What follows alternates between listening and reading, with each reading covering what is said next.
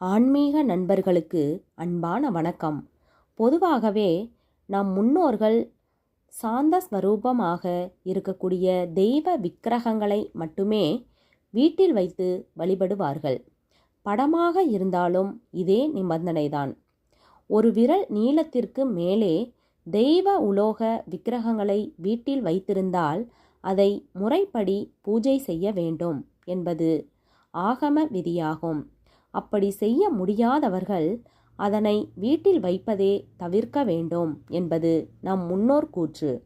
அந்த வகையில் வீட்டில் வைக்கக்கூடாத தெய்வ திரு உருவங்கள் எவையெல்லாம், ஏன் வைக்கக்கூடாது என்னும் ஆன்மீகம் சார்ந்த தகவலை தான் இந்த பதிவில் பார்க்க போகிறோம். வீடியோக்குள்ளே போகிறதுக்கு முன்னாடி நம்ம சேனலை இப்போ தான் ஃபஸ்ட் டைம் பார்க்குறீங்கன்னா சப்ஸ்கிரைப் பண்ணிவிட்டு பாருங்கள். தெய்வ திரு உருவங்கள் உக்கிரமாக இருந்தால் வீட்டிற்கு ஆகாது என்பார்கள். காளி, துர்க்கை அம்மன், நரசிம்மர் இது போன்ற உக்கிரமாக இருக்கக்கூடிய தெய்வங்களின் படங்களை வீட்டில் வைக்கக்கூடாது.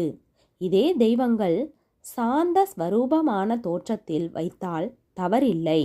ஆனால் வதம் செய்வதை போல இவர்களின் திரு உருவங்கள் இருந்தால் அவற்றை தவிர்க்க வேண்டும் என்பதுதான் இங்கு சூட்சமமாக சொல்லப்படும் உண்மை. வீடு என்பது எப்போதும் அமைதியாகவும் மகிழ்ச்சி நிறைந்ததாகவும் இருக்க வேண்டும். நாம் பார்க்கும் விஷயங்களும் கேட்கும் சப்தங்களும் கூட இனிமையாக இருக்க வேண்டும். அப்போதுதான் நம்முடைய மனமும் அமைதியாகும். இதனாலேயே உக்கிர தெய்வங்கள் படத்தை வீட்டில் வைக்கக்கூடாது என்பார்கள். அடுத்து, கிரக தோஷங்களை நீக்கக்கூடிய நவ கிரகங்கள். இந்த நவ கிரகங்களின் படங்களை வீட்டில் வைப்பது முறையானது அல்ல. நவ கிரகங்களையும் நல்ல அதிர்வலைகள் நிரம்பியுள்ள தெய்வீக அம்சம் கிடைக்கக்கூடிய கோவிலில் சென்றுதான் வழிபட வேண்டும் என்பது நியதி. அப்போதுதான் கிரக தோஷங்கள் விலகும். வீட்டில் நவ கிரக படங்களை வைத்திருந்தால் தோஷங்கள் விலகாது. குடும்பத்தில் கணவன் மனைவி இருவரும் சேர்ந்து இருந்தால்தான் அந்த குடும்பத்திற்கு நிம்மதியும் மகிழ்ச்சியும் உண்டாகும். இதனால் நீங்கள் வைக்கக்கூடிய தெய்வ விக்கிரகங்களின் படங்களும் தாயாருடன் சேர்ந்தவையாக இருக்க வேண்டும். தாயார் இல்லாத சுவாமியின் படங்களை முடிந்தவரை தவிர்த்து கொள்ளுங்கள். இதனால் குடும்பத்தில் அமைதி நிலைக்கும்.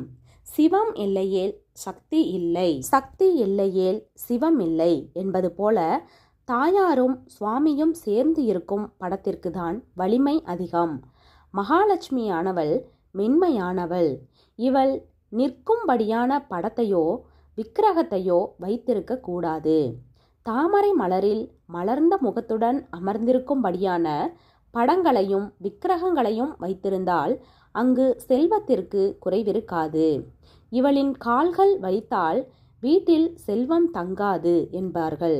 ஆண்டி கோலத்து முருகன் சிலையையும் வீட்டில் வைத்திருக்க கூடாது என்பது நியதி. முருகன் சாந்த ஸ்வரூபமாக இருக்கக்கூடியவர். இவர் ஆண்டி கோலத்தில் இருப்பது கோபத்துடன் இருப்பதற்கு சமமாகும். எல்லாவற்றையும் துறந்து எதுவும் வேண்டாம் என்கிற நிலை என்பதால் அதனை குடும்பமாக வாழும் வீட்டில் வைத்திருப்பது ஆகாது என்பார்கள். இந்த முருகன் சிலையை வீட்டில் வைத்திருப்பது வறுமைக்கு வழிவகுக்கும். முருகன் வள்ளி தெய்வானையுடன் வேலும் மயிலும் கொண்டு மலர்ந்த முகத்துடன் இருப்பதாக இருந்தால் என்றென்றும் குடும்பத்தில் கணவன் மனைவிக்குள் சண்டையே வராது தவிர்க்கலாம். சுவாமி ஐயப்பன் படத்தையும் வீட்டில் வைத்திருக்க கூடாது. மிகுந்த சுத்தபத்தமும் பக்தியும் இருப்பவர்கள் இவற்றை தாராளமாக வீட்டில் வைத்து வழிபடலாம். ஆனால் முறையாக எதையும் செய்ய முடியாத சூழ்நிலையில் இருப்பவர்கள் ஆசைக்காக இவற்றில் வைத்திருக்காமல் இவர்களுக்கு உரிய மரியாதையுடன் கோவிலுக்கு சென்று வழிபட்டு பலன்களை பெறுங்கள் என்று கூறி ஆன்மீகம் சார்ந்த இந்த பதிவினை நிறைவு செய்து கொள்கிறோம். இந்த வீடியோ உங்களுக்கு பிடிச்சிருந்தா ஒரு லைக் கொடுத்துருங்க.